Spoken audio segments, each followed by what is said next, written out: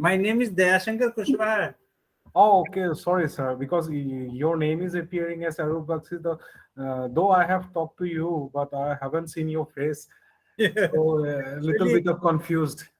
for the recording purpose, I have to use the account of Professor Bakshi. Okay, okay. Sure, sir. No problem for that. Okay. Thank you, Kushwaha, sir.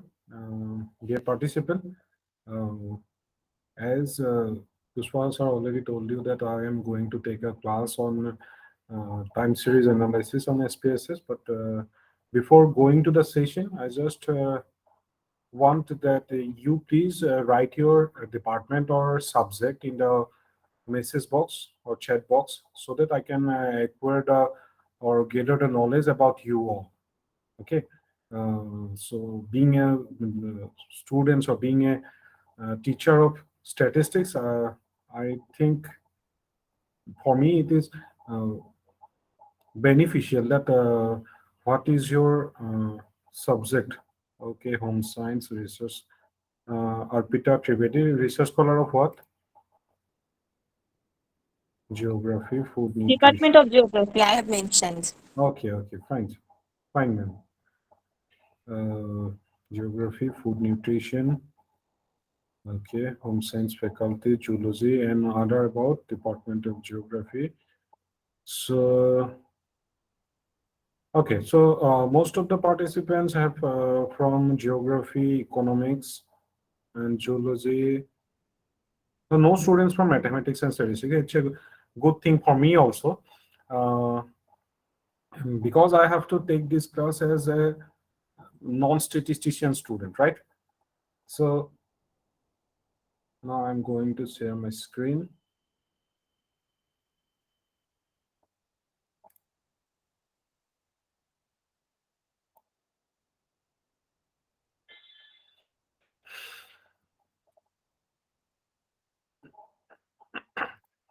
Okay, is it visible to you all?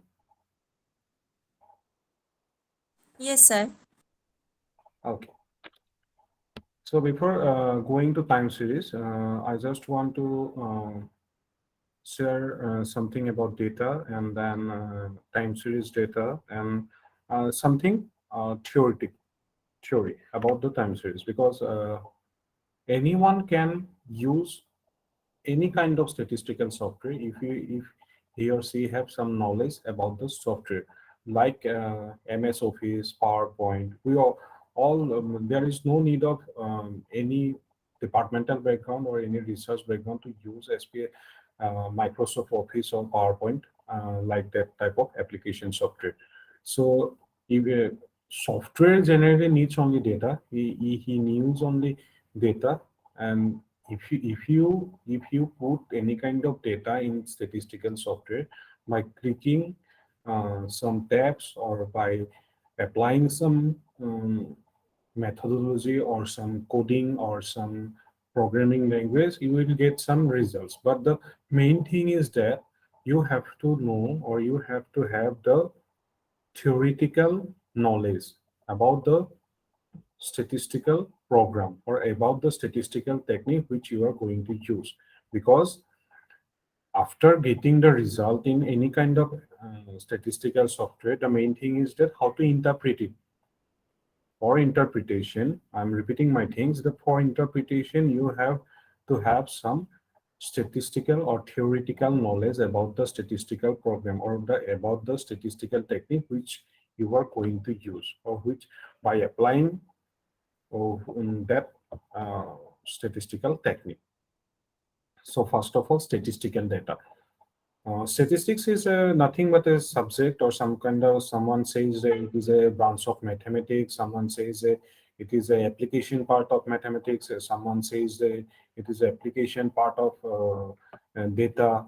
And generally, sometimes data itself is called as statistics. So to quantify uncertainty in social science research, investigators have to deal with different types of data. Now, after this, we are coming to the data, how the data interpret and what kind of data are available in our nature, right? Data, it is a numerical representation, because statistics always deals with quantitative data, means those data which we can interpret with or convert into 1, 2, 3, 4 in numerical number, because statistics only knew the data, how to calculate the data, how to interpret some problem with the help of data. Because without data, statistician or statistics cannot do anything. Okay, data are the basis input to any decision-making process, any records, descriptive accounts, or symbolic representation of an attribute. Even a process may constitute data point. Data are usually measured on a numerical scale or classified into categories that are numerically coded. Appropriate use of statistical procedure requires that we understand the data and the process that data generated them. Means statistics always deal with quantitative data, those type of data which are we can use with the help of some numerical number. So classification of data based on source of collection. You already know about this, and I think the previous classes already have pointed on these things, that there are two kind of data or category depending upon the source. One is called primary and one is called secondary. Primary data are those which are collected through interview, that is the face-to-face conversation. And secondary data, that those data which we collected from other organization, from internet, from newspaper, from magazine, those data which are already collected by others, and we just use them. And face-to-face collection are primary data, and secondary collection from other sources are called secondary data. Classification of data. There are two types of classification. I already mentioned about that. One is called qualitative data and one is called quantitative data. See, for example, qualitative data are gender. Gender means whether are you a male, whether are you a female, and whether you are a third gender, and eye color, that is someone, some eye color of some persons are blue, black, okay, yellow, ethnic origin, nationality, and these are some qualitative data. But some other data, the age, that is a number. Blood pressure, we have systolic and diastolic blood pressures that uh, if you go to the doctor and ask them to test your blood pressure, then he will say, he or she will probably say your blood pressure is 130 by 70. One is 130, this is the upper limit, which is called systolic blood pressure, and the lower limit, that is the lower blood pressure, which is called diastolic blood pressure, and it is coming as 80. So these are the numbers, height, weight, these are the numbers. But we also do some statistical analysis on qualitative data. But for this, why we have to quantify the qualitative data into quantitative nature. Say, for qualitative data, one example is gender. Gender is male, female, or what others, or third gender. In case of this, we can quantify these three input. Say, for male, we will put 1, for female, we will put 2, or for third gender or others, we will put 3. So each of the three category is now quantified, now converted into quantitative data. In this way, we can convert qualitative data into quantitative one, right? Now, classification of data based on observation. Based on observation means numerical values assigned to the values of the variable. Some kind of data are discrete and some kind of data are continuous. Discrete, say how many, if I want to, if I went to a person who smoked regularly, I asked the person that how much of cigarette do you smoke daily? So he replied that he smoked 5 cigarettes per day. So it is a number, 1, 2, 3, 4, 5. It is a number. Again, like I already mentioned about the qualitative data, in case of gender, we'll get 1, 2, and 3. These are the discrete numbers. Again, if we ask that how many persons generally die in Yamuna Express Highway, that is from Delhi to Agra, okay, then the authorities told me that approximately 500 people die annually. So it is a number. That number described as discrete data. Again, there are another type of data which is known as continuous. Continuous means in ratio scale, okay, or say in scale. In SPSS, it is called as scale with height. What is the height? What is your height? If anyone asks me about my height, then I will say my height is 171 centimeter, and this is calculated through a scale in weight. What is your weight? If anyone asks me about my weight, then I will say yes, my weight is 87 kilogram. Okay, these are some scale. Those data which are calculated with some predefined scaling, then those are called continuous data. Okay. Again, some of the classification of data that is based on some arrangement.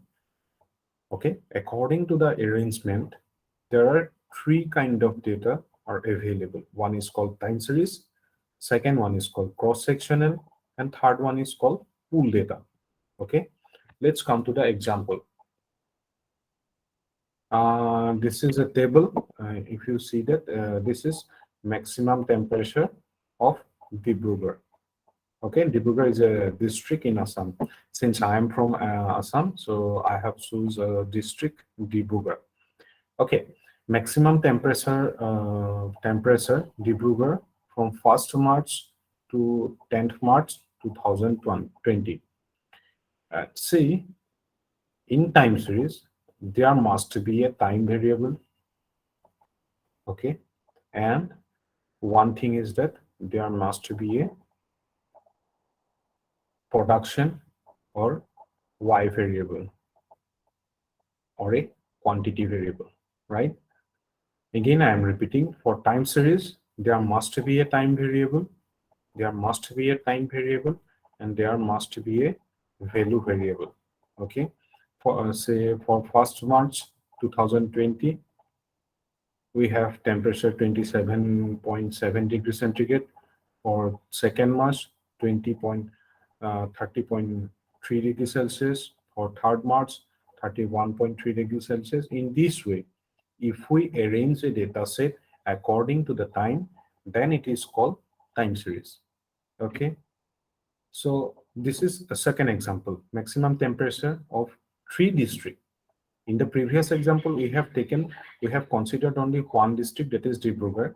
Now, in this case, we are considering 3 districts of Assam for 1st March, only one day of 2020. Okay, here what happened? Dibrugarh, Jorhat, and Guwahati. 3 different district comes, and these are the value of maximum temperature. Okay, and in the date of 1st March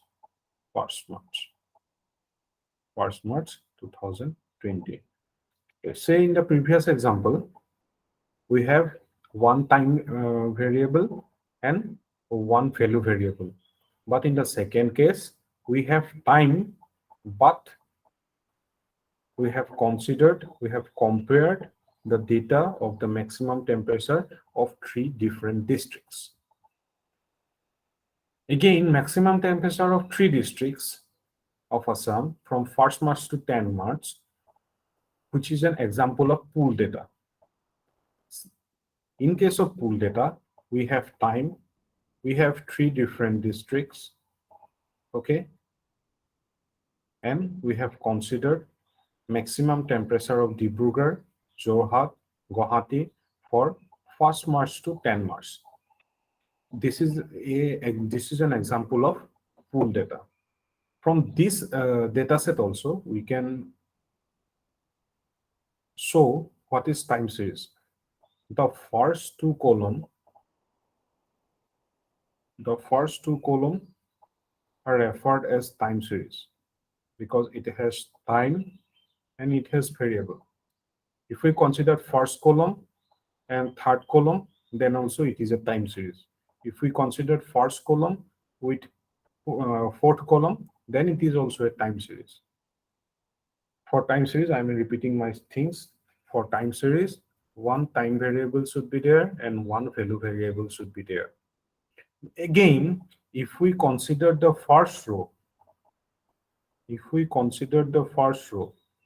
then we'll get the maximum temperature of Dibrugarh, Jorhat, and Guwahati for only first marks. Then it is called cross-sectional data. Okay, in the first case, we have only the time variable and the value variable. In second case, we have time, but we have three different values for three different districts at the same time. Again, the maximum temperature of three different districts at the same time. So it is called cross-sectional data. Together, time series and cross-sectional are called as pool data. That is the whole thing. The whole thing is known as time series, pool data. So component of time series.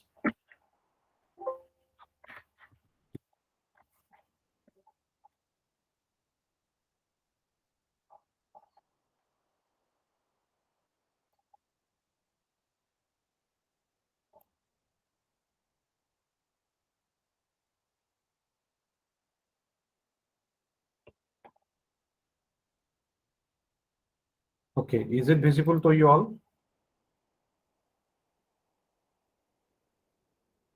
Yes, sir.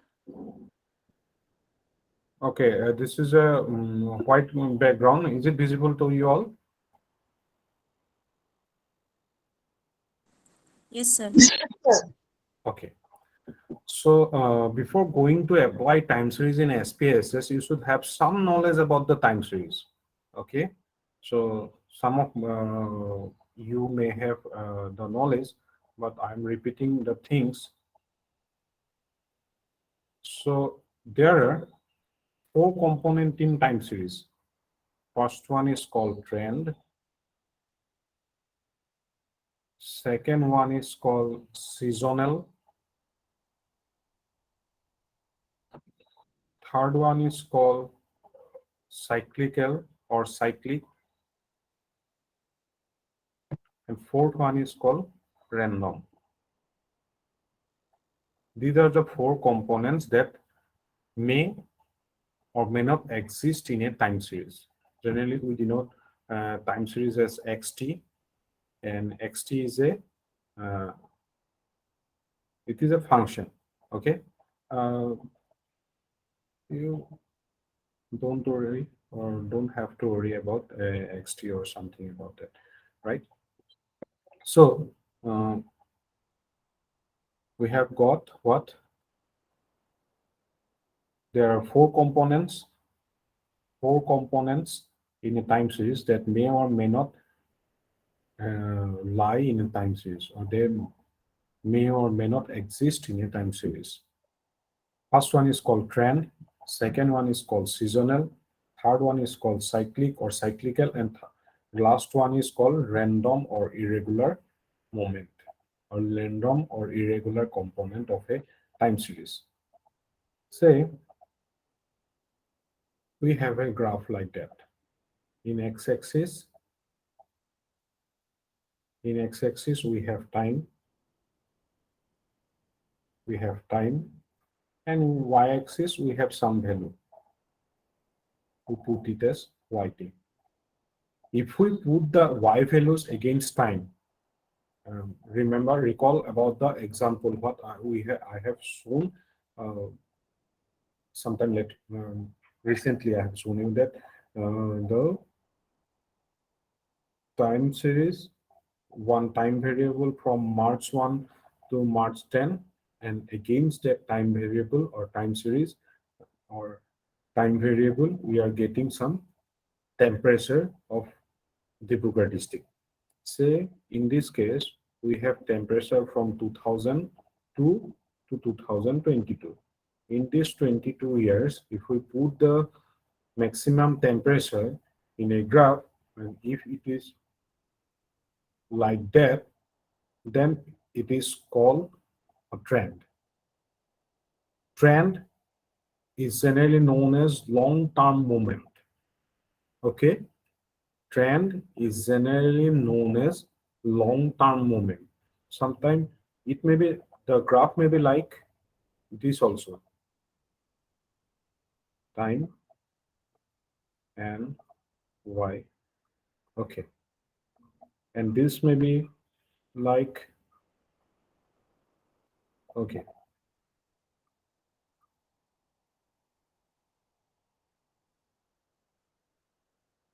if we put the value against the time, and if we get something like this, then it is known as trend. And this type of behavior in a time series is known as upward trend. Upward trend. Okay. This type of behavior is known as downward trend. Downward trend. So trend is generally a long-term movement or long-term tendency of a time series. Okay. Next one is seasonal variation. Seasonal variation. Seasonal variation. Say, sometimes in a time series, it is occur like and this type of graph. Okay.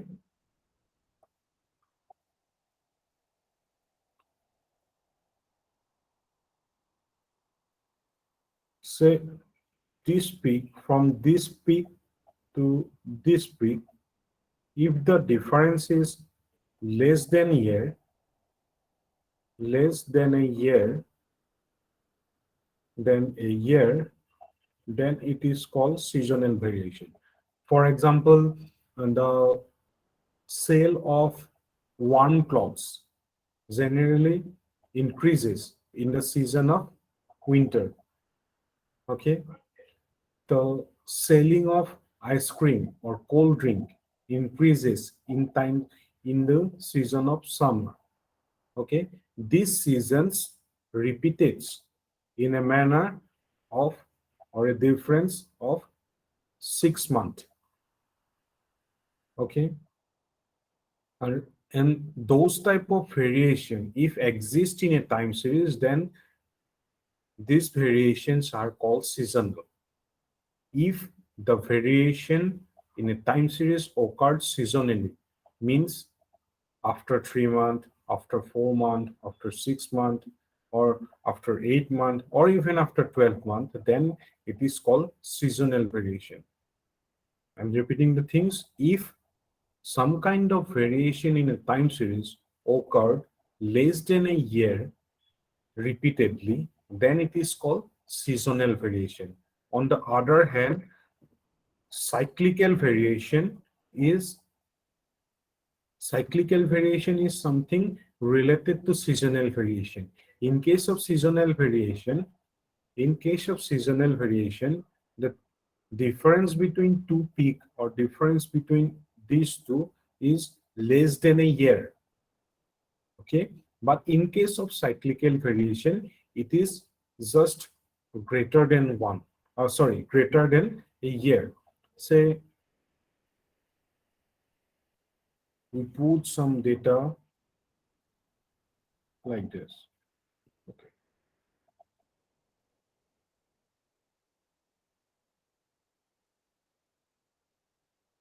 Say in 2019, COVID arises Okay, then it will slow down, then again it get a peak. Okay, in 2000, in case of India, the first case was evolved, or first case was detected in 31st January in 2020. Okay, but worldwide it was started 2029, and then it get some peak around 2020.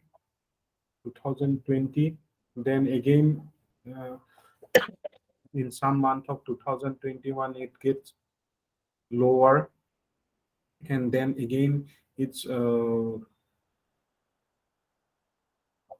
again it gets some rising trend, and again it gets some downward trend.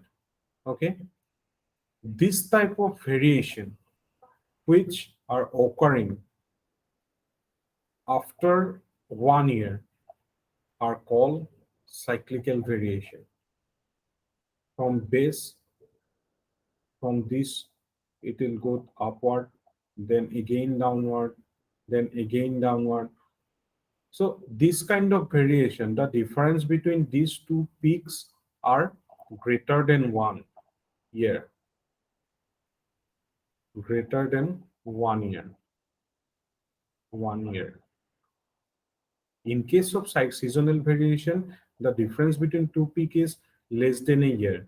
But in case of cyclical variation, if we see the graph by putting the values against the time series, if we get the difference between two peaks is greater than 1 year, then it is called cyclical variation. The third variation of time series, or fourth component of time series, is called random or irregular movement. Random or irregular movement. Irregular variation. Random or irregular variation. Okay, and generally we cannot deal with this type of variation because we don't know whether it will come or whether it will occur. But some kind of time series analysis are there, some techniques are there, some techniques just like wavelet analysis. It is a mathematical time series analysis, and under time and frequency domain approach.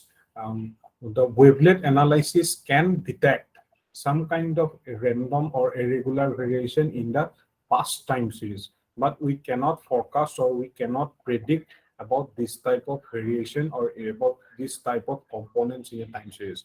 Though it may arise, though it may exist in an actual time series, but we cannot say whether this kind of irregular variation will occur in future or not. So this is all about time series. So I'm repeating the things. Time series is a collection of data set against some time, and there are four components in time series. One is called trend, other one is called seasonal, and one is called cyclical, and fourth one is called random or irregular movement. So before applying any kind of statistical techniques, any kind of time series techniques in a data set, you first have to check whether these three, generally those three, trend, cyclical, and seasonal components exist in the time series or not. Before applying any time series techniques in your data set, you have to check whether trend exists or not, whether seasonality exists or not, whether cyclicity or cyclic variation are exist or not in your time series. So let's come to the SPSS. This is a SPSS view. Have you got the data set? Kushwaha sir? Yes, sir. Yes, sir. Okay. It's already shared the data. Okay. Have you downloaded, all the participants, have you downloaded the data set? Yes, sir. Yes, sir. Okay. Okay, fine. Then go to the file, open data.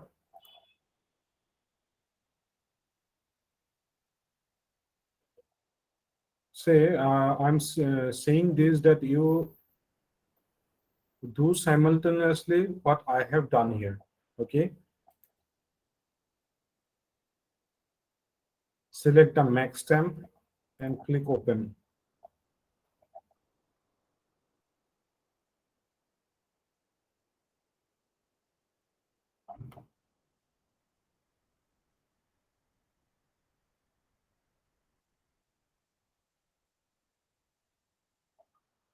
Are you able to do this?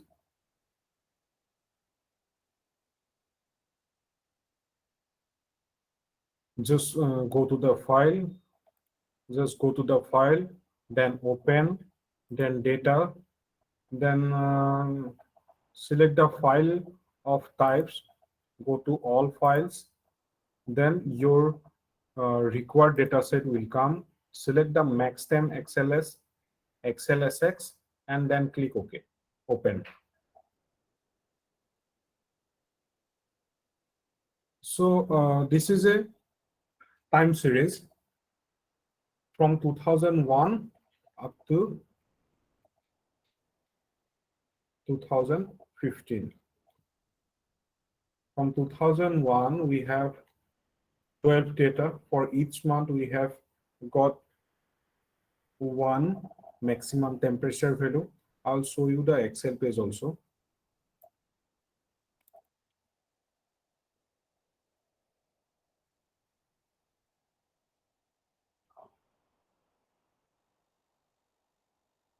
Okay, this is the Excel page. First one year, second column reflects as month, third one is temperature. This is the maximum temperature. Okay, we have years from 2001 to 2015, and for each year we have 12 months, and according to each month we have 12 different value of maximum temperature, right? Now come to the SPSS.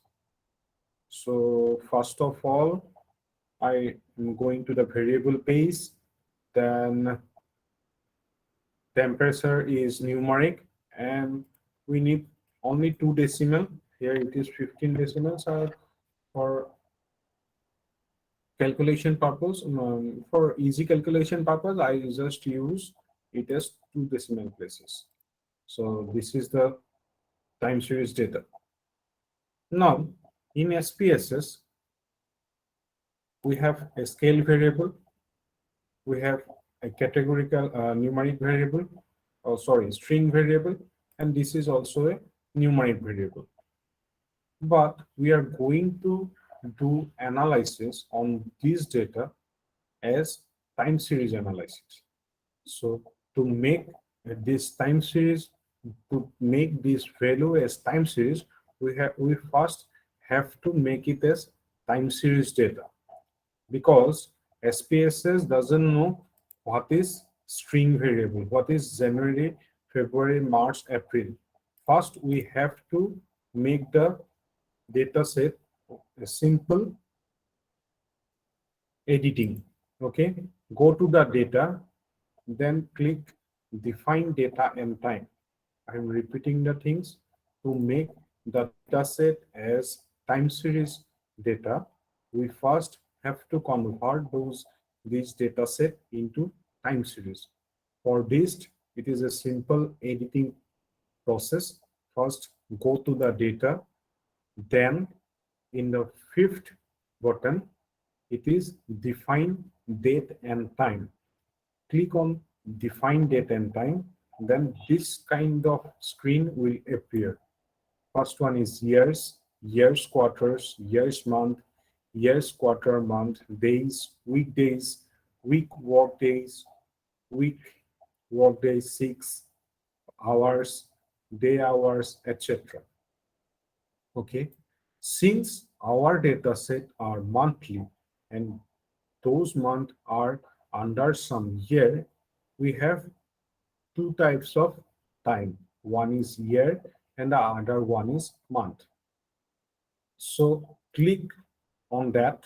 Depending upon your existing data set, you have to choose the correct option. Here, years, months. Years, our starting year is 2001. So I put it as 2000. And we have 12 different value for 12 different month in each year. So I put it as 12. Now press OK. Now see what happened.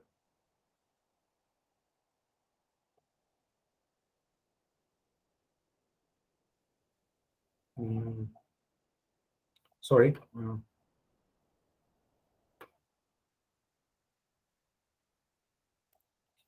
Some mistakes are here. Define dates. Here is started as 2001. Starting month is 1. It will continue up to 12. So, okay. Now see. Since our started month is January, so I have to put here 1. If your data set started from March, then you have to put here 3. If your data set is starting from 5, then you have to use here 5. If your data set is starting from July, then you have to use here 6, right? In this way, you have to select from which months your data set is, and you have to convert accordingly. So my data set is started from 2001, and it has January month, and so it is the date, January 2001. Okay, now my data set have converted to a time series. Originally it was time series, and in Excel we can do analysis with these 3 variables, but for SPSS we first have to convert the existing time series to the standard time series of SPSS. I already told you that a layman can also use a statistical software by inputting values in the data view and variable view in case of SPSS. But the core things, the theoretical things you have to know so that you can get, or so that you can give some good interpretation or fruitful interpretation and fruitful conclusion about the analysis. So now we have temperature variable, that is a value variable, and year as a time variable, month as time variable, and date as time variable. According to your needs, according to your objective, you will have to choose time, temperature with year, temperature with month, temperature with day. As you need, you have to select. So now, for now, you go to the analyze, go to the forecasting. Are you following my steps?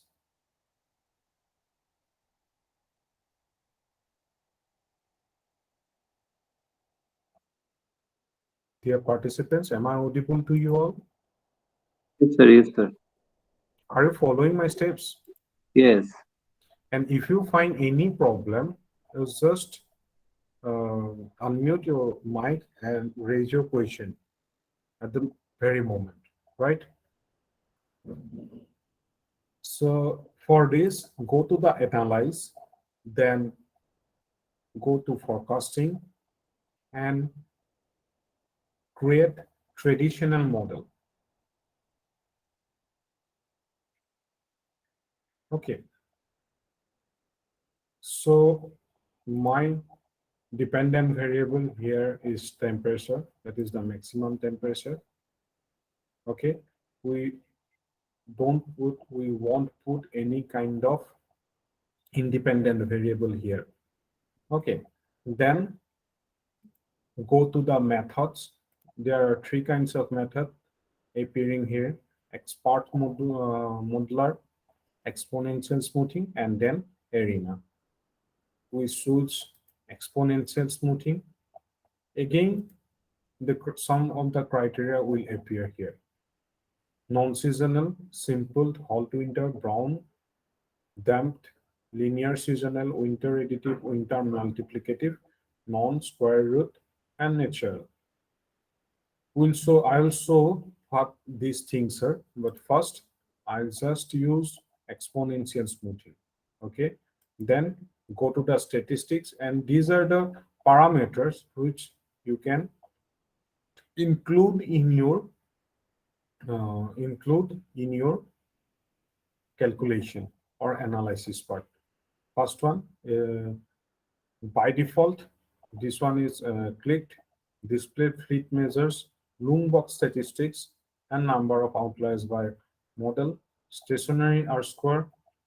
You can put here R square also, statistics, which are goodness of it, whether your model is good or not, residual autocorrelation function, residual partial autocorrelation function, and display forecast. Then what plots you need. You may check the stationarity or stationary R square, then plots for individual model series, observed value, forecast value. You want to see the feed value also, confidence interval of the seed forecast, confidence interval of feed values. Depending upon your needs, you have to select the parameters. Okay, output, whether you include all models in the output, whether you choose filter models. Save, if you want to save the predicted values or lower confidence limit or upper confidence limit in your SPSS dataset, in your database. If we select the fitted value, if we select the fitted value, then a variable will appear here. If we select lower confidence level, lower confidence limit, a value will appear here. If we select upper confidence limit, a value will appear in this column. And if you want to choose that the model which you have been using here will be saved, then you can also put some browsing uh, by giving some track. You can have some save file also. But first of all, we'll go later about that. First of all, we just do some kind of exponential smoothing. Then after the first case, because our data set is up to 2015, right? I want to forecast for 2016 also.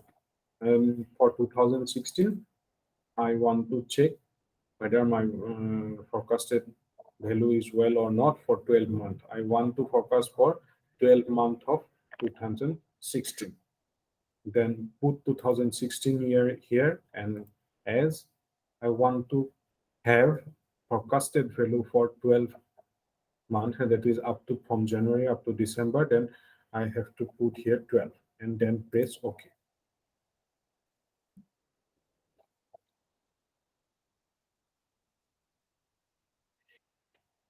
Okay. The model summary. First of all, it is coming as model summary. So exponential smoothing, which have used in this data set, by default, it is simple exponential smoothing. Model summary, this is not required actually. These are the means and percentile, maximum and minimum, R squared, RMSE, MAPE, max APE, and these are some descriptive statistics, and these are in the third table, these are residual autocorrelation function. Okay, and this is the model statistics. The SPSS give the name of that model is temp model 1. Number of predicts are known. R square is 0.812, which means good fit, because as the R square value tends to the value 1, it is known as the model is quite good. Okay, I'm repeating the things. R square between 0 to 1. By theory, capital R square lies between 0 and 1.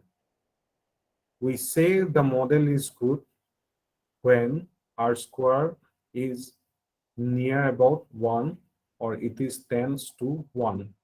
Since in this case the value of R square is 0.812, so we can say that our model is quite good. Lombok statistics,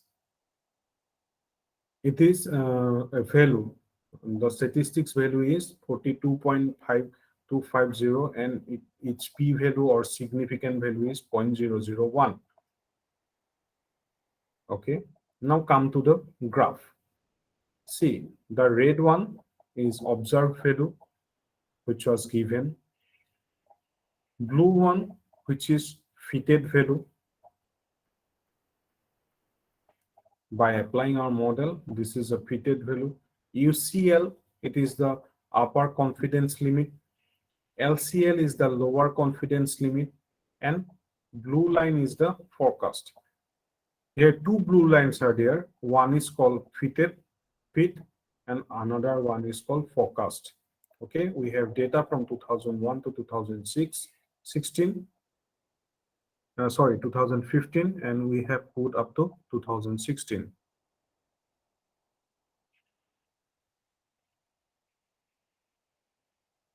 Okay.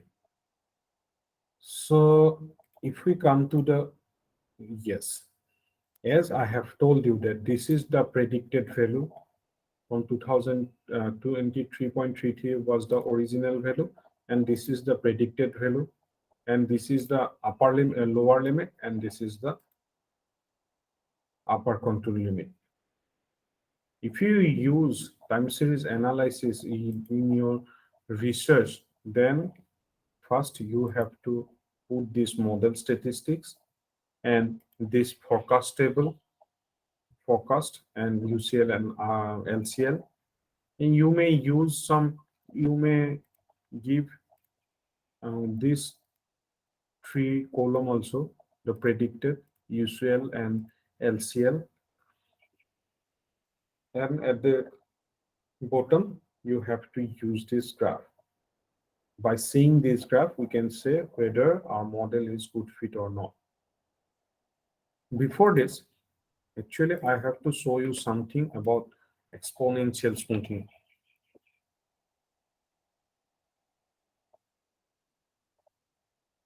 Exponential smoothing.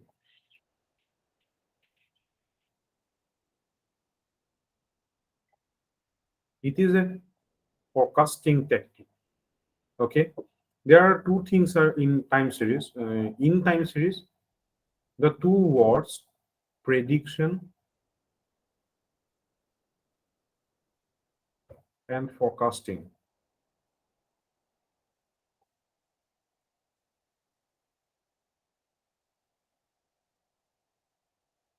These two words have two different meaning. Say,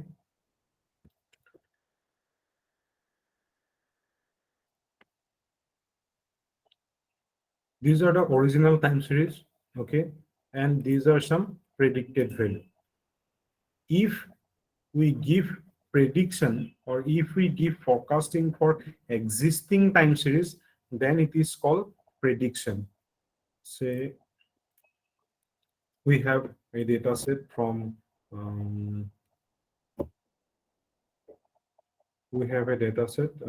from say time value, okay, 2001. Excuse me, please wait for a minute.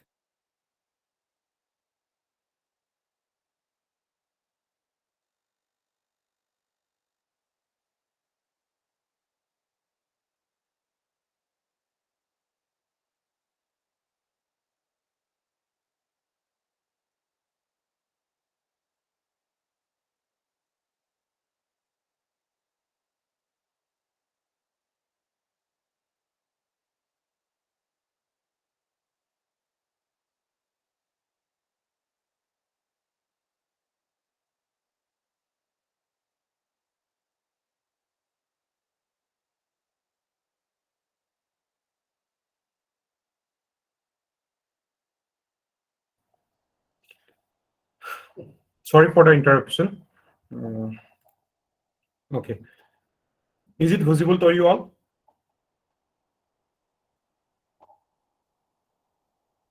Yes. Okay. We have a time variable and we have a value variable. So we have some value like 180, 2002, 170, 2003, 165, 2004, 198. Okay. And forecast. So originally, these data are available with us. Okay, by applying some kind of forecasting technique, we get some value like 181, 168, 170, 180. By applying some statistical technique, we are getting this kind of variable. This kind of value. Then these four values are called prediction. Okay, and if anyone asks me to get the value for 2006 and 2007 by applying but originally there are no value for 2006 and 2007. By using these four data set, we are getting this four different forecast value, and in time series it is called prediction. And if we have some value for 2006 and 2007, say it is 170 and 175, these are the two value which we are getting by applying some statistical testing procedure on these four value. Okay, are you getting my point? We have only four values from 2001 to 2004. Okay, now the question was forecast for the year 2006 and 2007 depending upon the values of 2001, 2002, 2003 or 2004. By using some statistical technique, if we go for forecasting, we will get some value like 181, 168, 170, 180 for 2001, 2002, 2003, and 2004, and 170 and 175 for 2006 and 2007. Since we have a data set according to time from 2001 to 2004, our forecasted values are called prediction, and these values are called forecast. Originally, the six value we are getting these six value from the same techniques by using these four value, but in-house these 4 points are called prediction and these two are called forecasting. Okay, next, in exponential smoothing, there are three methods. One is called simple exponential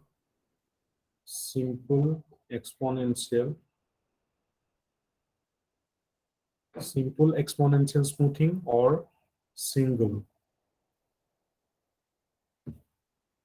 exponential smoothing. Second one is called double exponential smoothing method or Hall's method.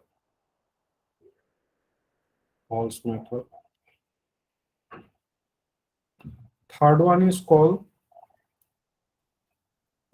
sometimes it is called triple exponential method or Hall's-Winter method.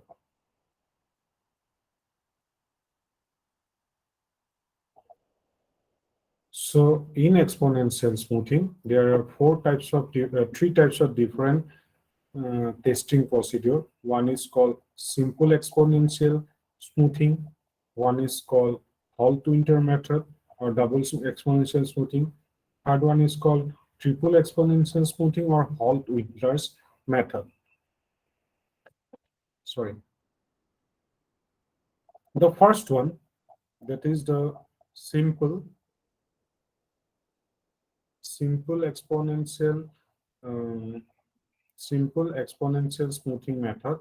It is used when the dataset has no trend, no seasonality,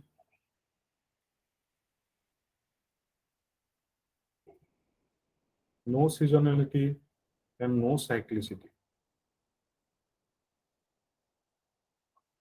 When the time series has no trend, no seasonality, no cyclicity, then simple exponential smoothing method is used.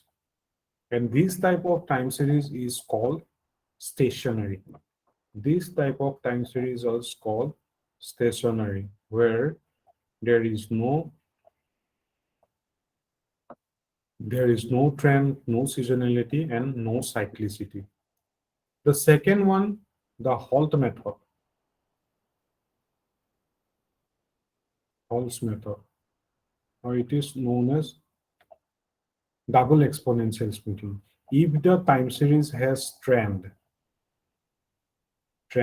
then this method is used for forecasting in the time series. But here, seasonality is missing.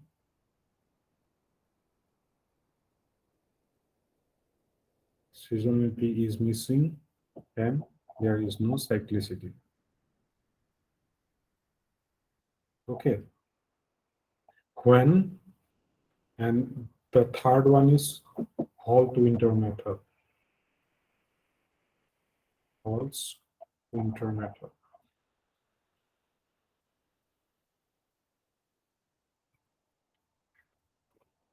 When there is trend in the time series, when there is seasonality in the time series, then Hall-Winter method is used.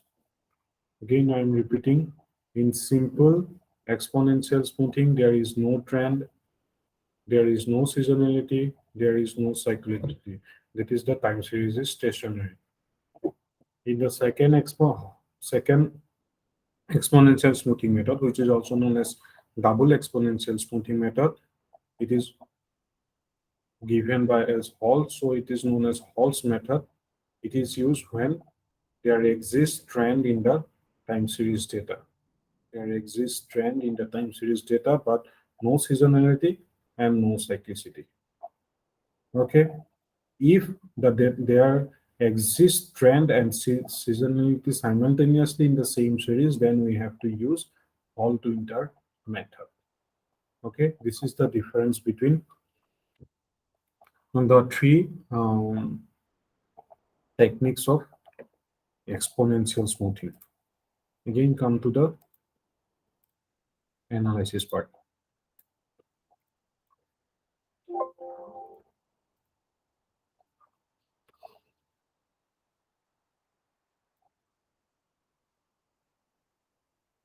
Forecasting, create traditional model. Already temperature is chosen here. Exponential smoothing we have already chosen. Then criteria. Okay. Say there is no, if there is no trend, seasonality, cyclicity, then we will use simple exponential smoothing.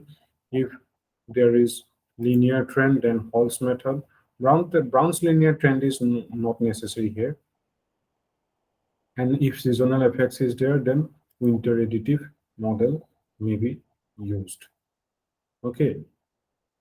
But how we will get that things, that whether there is any seasonality exist or not. Okay, if you have no idea about what kind of component exists in the time series. If you have no idea whether there is trend exist or not, whether there is seasonality or cyclicity exist or not at that time series, then you just go for the export modeler. Click the export modeler, then export modeler. Already the dependent variable temperature is chosen. Statistics, include what you need. Okay, only include those parameters what you need for your research. I'm repeating the things. You have to use those statistical techniques. It is not in time series also. In case of all statistical techniques, you have to use those statistical techniques only which have some interpretation about your objective. If you are doing your PhD research, your MPhil research, or any kind of research, first look at the objectives and look the goal. By following the objectives, what type of goal and what are the goal you are want to achieve, and then go for theoretical search. After gathering theoretical knowledge, then after you have to go for analysis by using some statistical techniques. Okay, if someone says that use HERIMA or exponential smoothing just to go for focusing, no, this is not the procedure. First look your data set, first look your objective, then look your data set, and then check what kind of components are exist in your data set. Then after you should decide what type of statistical techniques you have to use to get a fruitful conclusion about your objective. This is a good way to go for a good research. Okay, now next go to the plots. What you need? Stationary R square, is it need? I don't think it is needed. Okay, for me, I need a forecasting for my time series. Okay, we need observed value because we have to show whether my model is good or not with the observed value. We need forecast value. Forecast means if you have data up to 2016, then if we go for forecast for 2017 and 2018, then it is called forecast. Feed value. Feed value means the values which are lies side by side your observed or original values. Confidence interval, that is the upper confidence interval and lower confidence interval. Okay, output, outlier, output filter, it is not necessary, then save. Okay, say I want to save my model. This is my, I just go to the desktop, then presentation, open, and I will give some name here. Kuldeep, exponential smoothing 19.5.02. Okay, then save.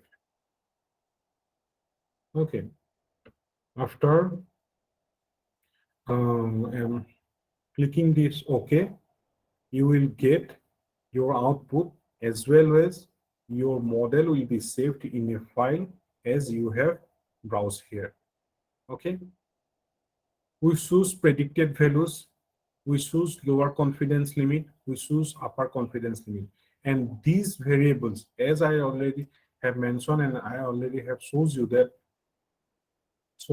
that these three values will be saved in three different value column in the data view page. And then option. In option, say I want to check, I want to have 2 years forecasting. So I use 2017. Since my data set is up to 2015, I choose 2017. Okay, so wait, 2016, I want to check for 6 months. Okay, that means January, February, March, April, May, and June. I want to focus for 6 months only. Okay, then press OK, and then say what will be appearing here. Okay, this is the model fit. Winter's additive, right? Since we have used expert modular, where forecasting, create traditional model. Okay, where yes, instead of using exponential smoothing, since we don't know about the time series, whether there is any trend, whether there is any seasonality or cyclicity exist. Without knowing this, we just use expert modular.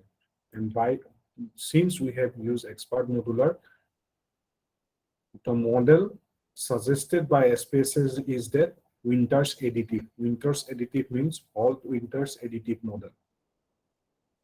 What it says that your time series have seasonality as well as trend component there, right? Because fall to winter models we use when there is trend and seasonality in the time series. Okay, so the SPSS used Winter's additive model, and this is the model fit model statistics. Here we can see that R squared is 0.831. I already told you that R square, which is known as coefficient of determination,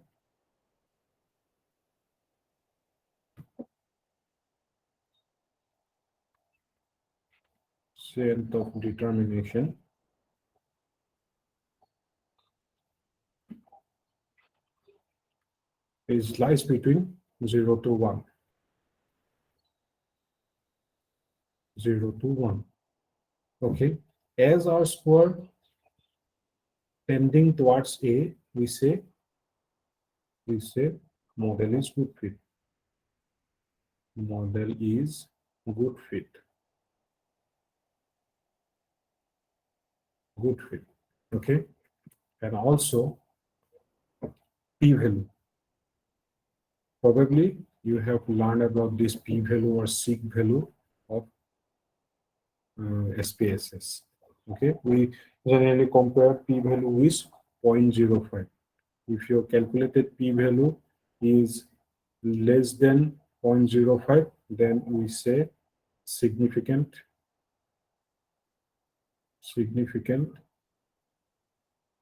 or if your p-value is greater than 0.05, then it is called not significant. 0.5 means 5% level of significance or 95% confidence. Okay, when it is significant, then we have to reject the null hypothesis, and when p-value is greater than 0.05, it is known as not significant. It is called as not significant, that we may not reject the null hypothesis. Now come to again the SPSS part. So yes, this is the R square value 0.831, which represents that our model is quite good. And this is the Lombok statistics. The residuals is good, normally distributed, 66.648, and these are the forecasting.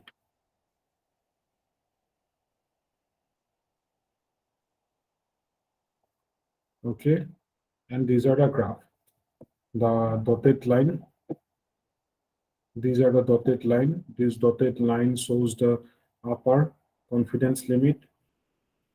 These are the lower confidence limit. What do you mean by confidence limit? Forecasting is not a kind that you will say uh, a point forecast means, say, in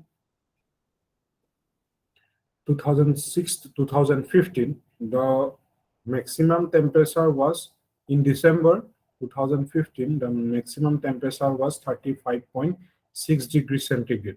Okay, now you have to go for forecast of December 2006. You cannot say that 23.10 degrees centigrade will be the maximum temperature of December 2016. Instead of this, we can have some range, or we can give some range. Range is that from 19.98 degrees centigrade to 26.23 degrees centigrade.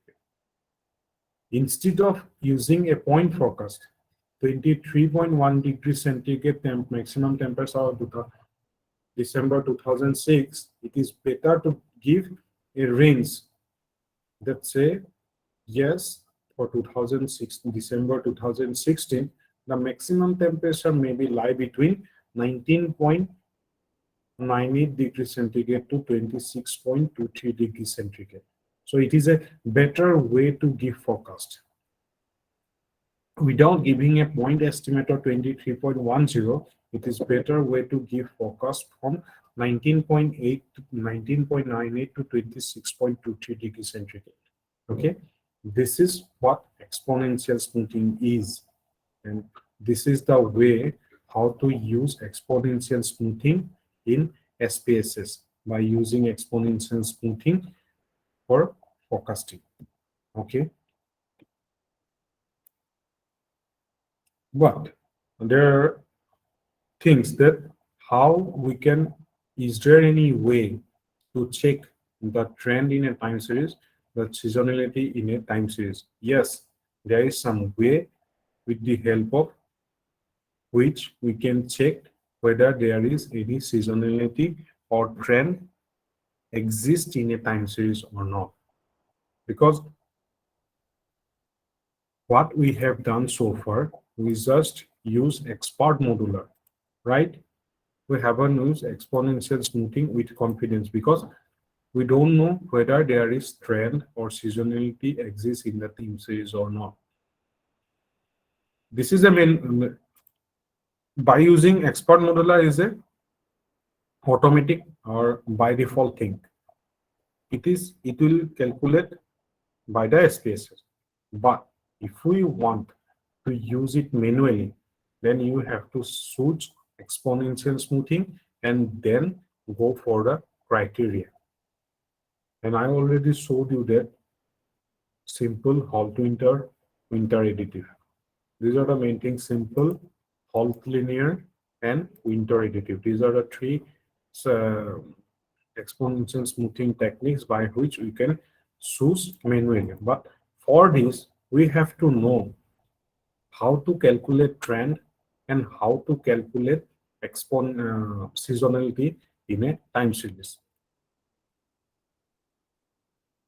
Some statistician and some researcher do cross-step or chi-square analysis to check whether there is any trend or not. Okay, some of them again use one-way ANOVA to check whether there is any dependency in the time series or not. See, the trend means a long-term movement. If the data set is free from time or is independent of time, then it is called stationary.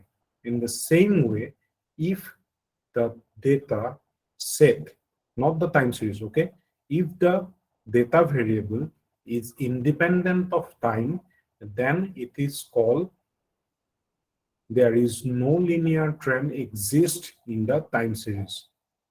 To get this conclusion, we can use one-way ANOVA. But I am using Spss 26 version up to here. I haven't seen any kind of trend test in SPSS.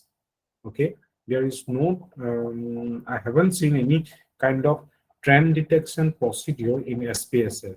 Without using trend detection test, you cannot use exponential smoothing manually in SPSS. For this, you may go for descriptive statistics and then cost steps if your data set is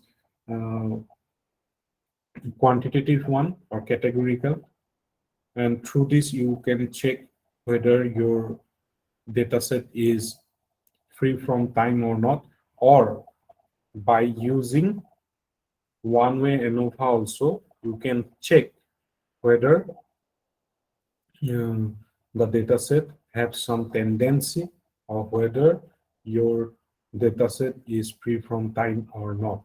By seeing these two things, you can have some idea whether there is any trend exist in your data set or not.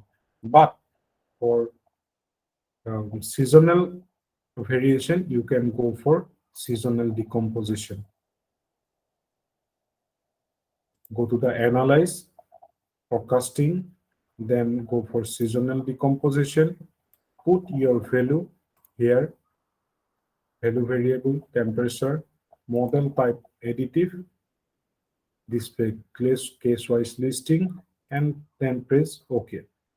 It says the specification would add 4 variables to the data file. As we have seen that when we want to save the forecast UCL and LCL, then 3 different variables was added to our data set. And the same way in seasonal decomposition also, 4 different variables will be added in your data set. Press OK and then see. A missing value was found in the data. The procedure cannot handle a missing value anywhere in the analysis. Executing of the command stops. This message was appear because in our data set, though we have though the SPSS has given us that this is a Winters model, there must be this data can be handled with a Winters model. But when we go for analysis manually, then it shows that there is no seasonality exist in their data set. And since this seasonal decomposition is stopped. Okay, this is the difference in the statistical software. So I am repeating my things already. I have told you that before going to apply any kind of statistical technique, you just go for the theoretical knowledge. Because the same SPSS, same package, same data set, it is given to different things, to different interpretation when we have choose manually and when we have got through by default method. So in next case, you can have one-way ANOVA, then go for temperature and go for month as a factor, and then press OK. Then see. The value is like 0.991, so we cannot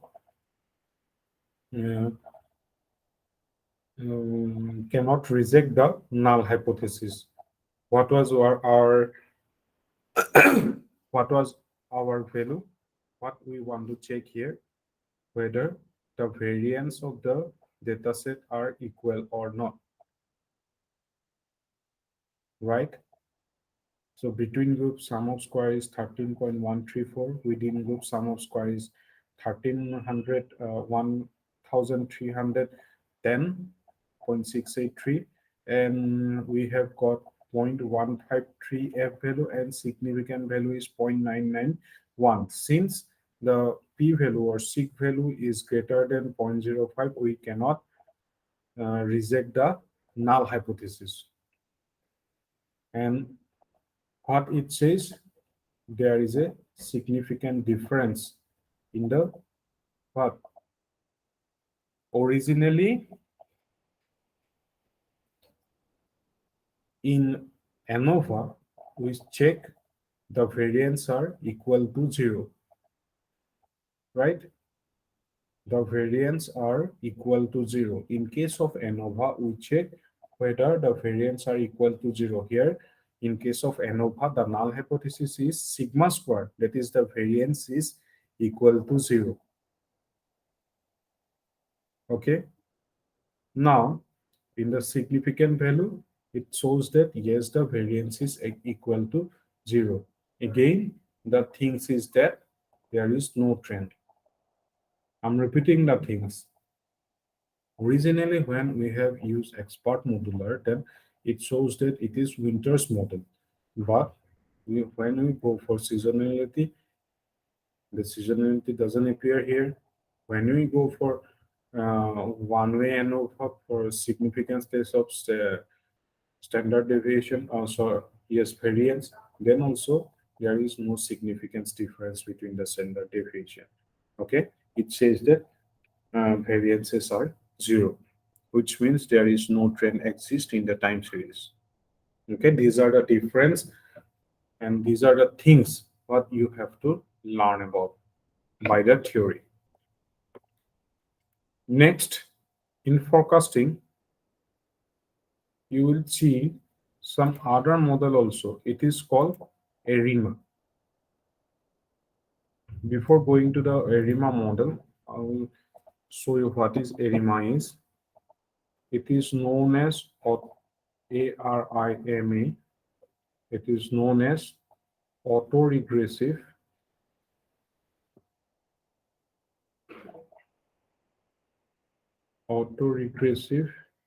integrated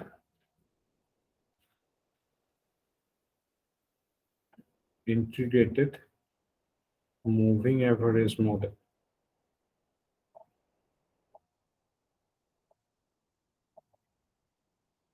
Moving average model. Okay, for autoregressive, AR is coming, integrated I is coming, and moving average MA is coming together. It is known as ERIMA. Okay, if in a time series there exists seasonality and trend, then it is called non-stationary. It may be like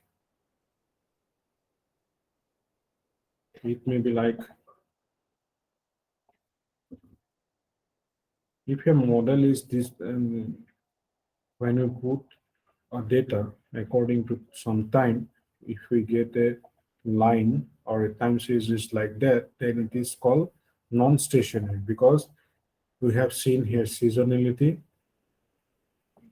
and some kind of triangle, upward, again downward, again upward, again downward. This kind of model is called non-stationary. On the other hand, if a time series is like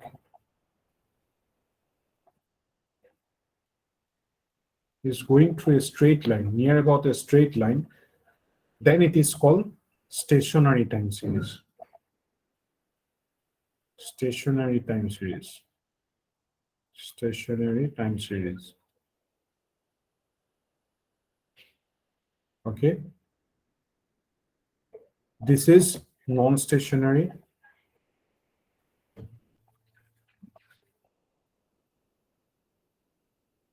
And this one, stationary. Okay.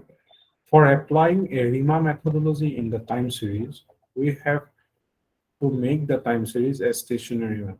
Maybe in the time series, what we are going to use a RIMA model, maybe it may have trend or seasonality or cyclic variation there.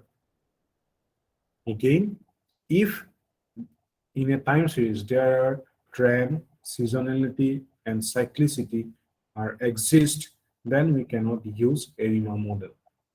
Okay, but to use a RIMA model, we have some other motivated thing that we can modify the original time series to use ARIMA method. One of the core assumptions of ARIMA model is that the model should be stationary. What stationary means? Stationary means there is no trend, no seasonality, no cyclicity exist in the time series. To get that type of time series from the original one, we can have differencing or integration. By differencing the original time series, we can have a stationary time series so that we can use ARIMA model on that. Again, I am saying if in a time series there are trend, seasonality, cyclicity exist, or any one of the component exists, then the time series is known as non-stationary. But to use the ARIMA modeling for forecasting, we should have a time series which have no trend, no seasonality, no cyclicity, and which is also called as stationary. So to make a stationary time series out of a non-stationary time series, we can take log of the, or we can take help of logarithm, or we can take help of differencing. If we go for logarithm, or if we go for differencing, then we will have one stationary time series. If we go for first order difference, then ARIMA is called the value of this I is called 1. If after second order difference the time series is stationary, then the value of the t is called I is called 2. This is known as integrated. Okay, this is called integration. If the time series, this was original time series, this was original time series, okay, and this is non-stationary. This is non-stationary. We need one time series to use ARIMA, which must be a stationary. Okay, then we can use ARIMA methodology. Okay, this one is non-stationary. First order difference. If the original time series, which was non-stationary, will convert to a time series with stationary by first order, then the value of the I in the ARIMA will be 1. Okay, but sometimes it can be seen that after first order differentiation, a time series may not appear to be stationary. Then again we have to go for differential. This is known as second order differential. After first order differentiating, we see that the time series is not converted to a stationary one. So we can take help of another one order stationary. One order here, one order here. Together, this is second order differentiation. Then it is called, then I is equal to 2.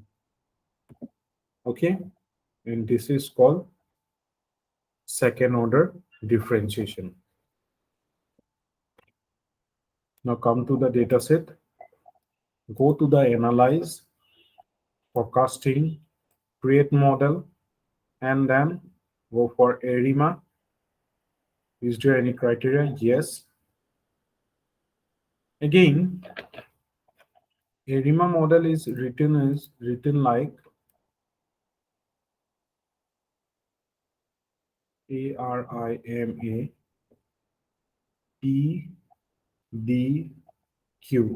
Okay, here P stands for order of autoregression series.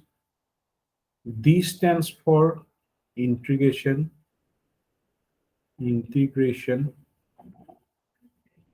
and Q stands for moving average, moving average order. I know that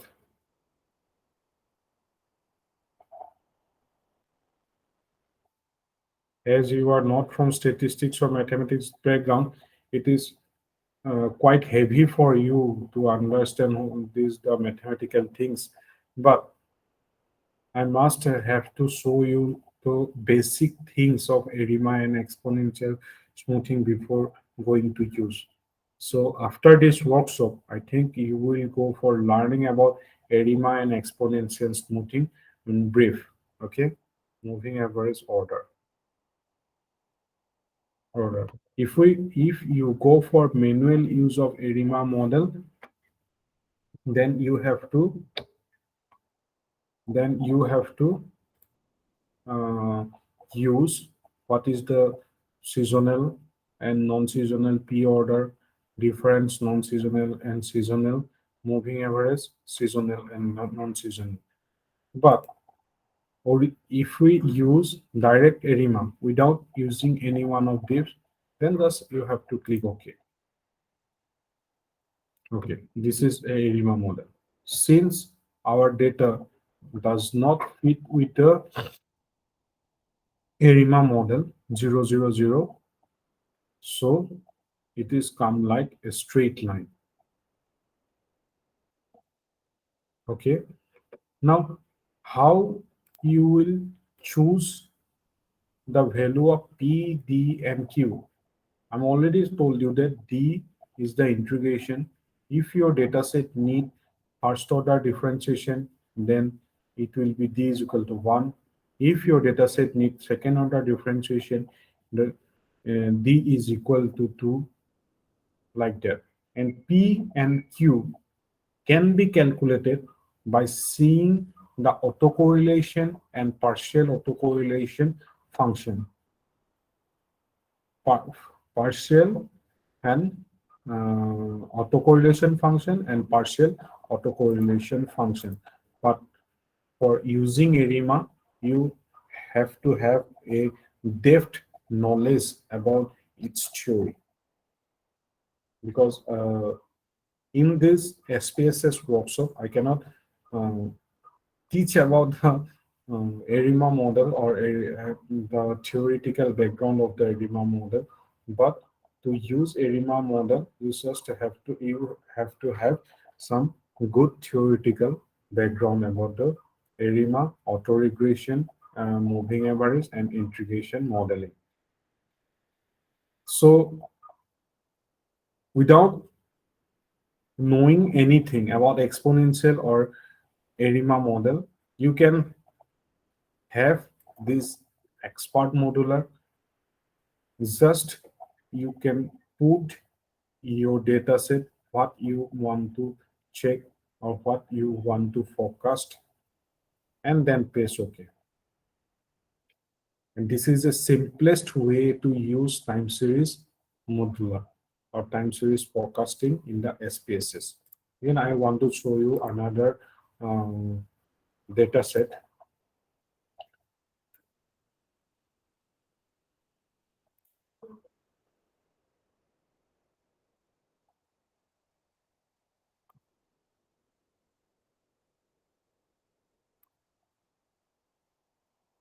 Okay, this is a indexing.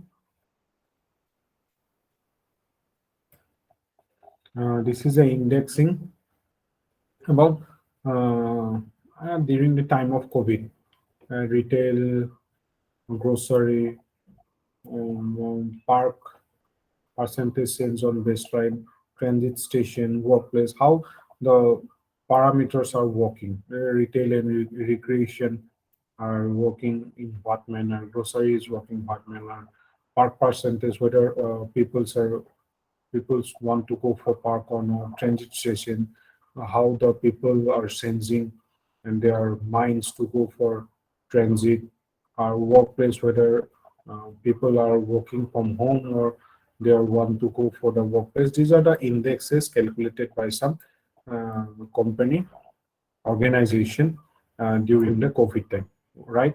Again, for this, the first thing is that we have to make the data set into a time series data. Though it is originally a time series data in Excel, but for SPSS, we have to convert the original data set into a time series data. So for this, we have to go for define date and time up under the data tab and see, see here, it is 15 February, 16 February, 17 February. So it is a day, year, and month. Okay, go to the data, define date and time. So we have to check here days, no, year.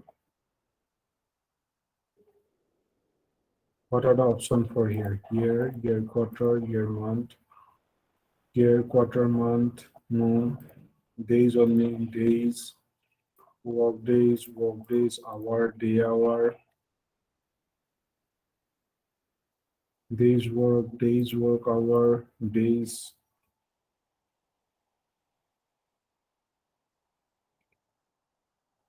No, custom.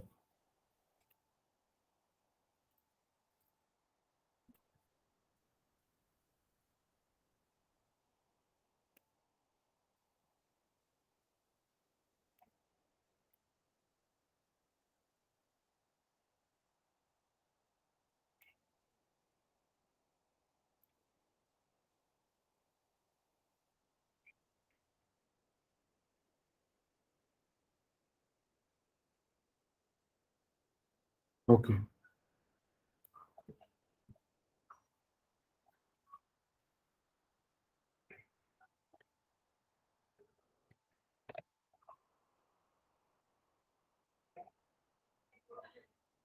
So there is no option for days in SPSS, years, quarter, years, month.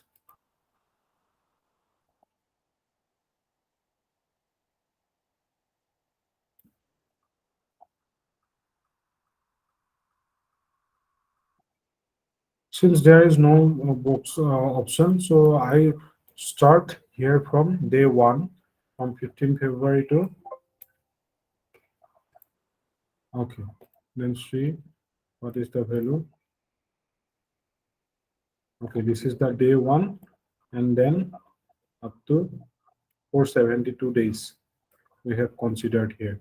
Okay, from 15 February up to 31st May 2001. From 15 February 2020 to 31st May 2021. Since there are no option in the,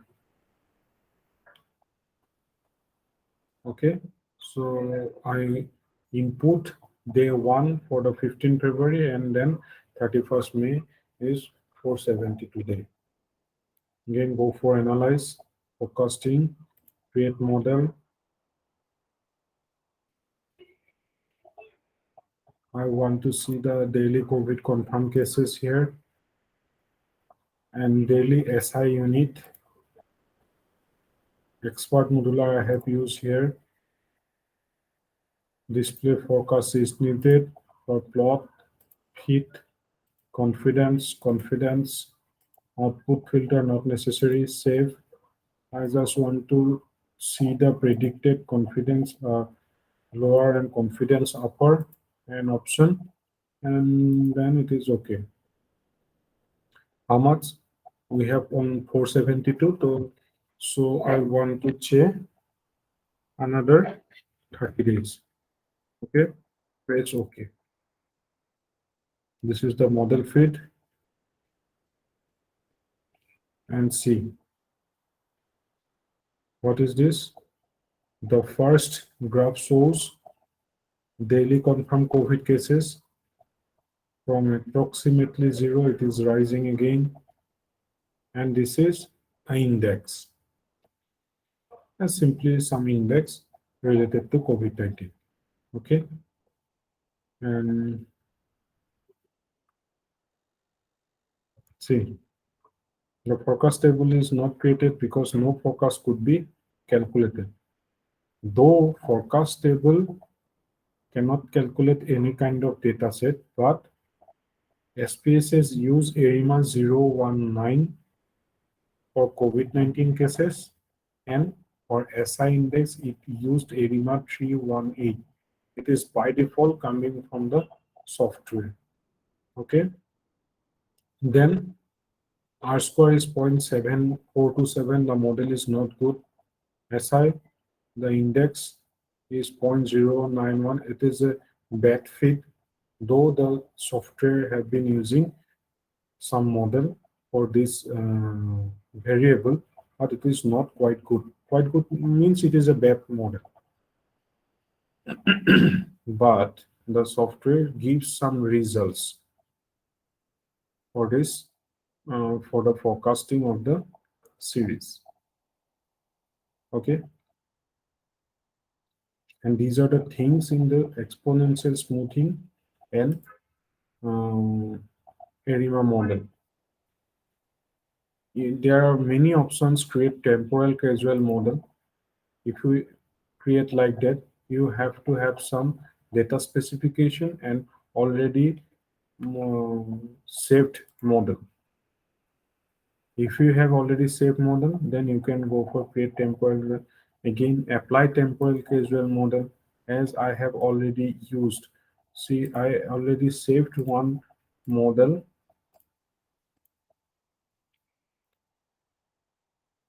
Sorry,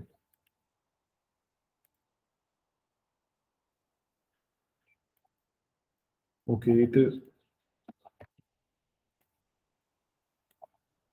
okay. These are the model I already use in case of exponential model, but it cannot be used in this data set. So the continue option is not coming here, right? Again, this is the apply. Seasonal decomposition. Seasonal decomposition requires at least one periodic date component to be defined. Since we have used a component, the time component as 1, 2, 3, 4, 5, 6, and there is no season exist in the time series, since the COVID-19 occurrence of COVID-19 was not formed with the season. It was repeatedly occurring in last two years, from 2020, the first part of 2020 up to the 2021 middle part. So it is not uh, coming in season wise, so there is no seasonal decomposition uh, available, or so no seasonal decomposition can be turned out here. And then autocorrelation and cost function. For autocorrelation, say and daily COVID cases, and see.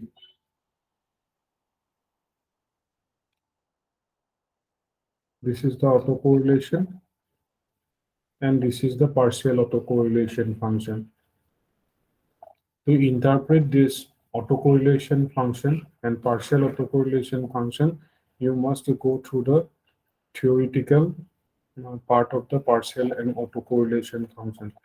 A time series will be stationary if the autocorrelation function expect this first leg, other legs must be lie in these two line. That is the upper confidence limit and lower confidence limit. For a time series to be stationary, the lines in autocorrelation function must be lie between these two line, upper confidence limit and lower confidence limit. By seeing this ACF function or ACF graph, you can say that the time series is not stationary. Why? Because all the bars, all the coefficients are outside the range. For a stationary time series, the first leg is 1 and the other leg or the other coefficient must be lie between these two confidence and lower confidence limit. These are the things which I have to discuss with you. I don't know whether you can gather the knowledge about exponential and minima or not, but uh, still, I think that the software or use of software or the teaching of about the software or some training about the software must be some in face-to-face in a face-to-face class, because when I am doing some steps in class, I also expect that the participant or the students must follow that steps, because without knowing whether they are getting or not, it is not possible for a student like me whether my sharing things are going okay for you or not. So that's all from my side. It's up to Kushwaha sir. Thank you. And if you have anything to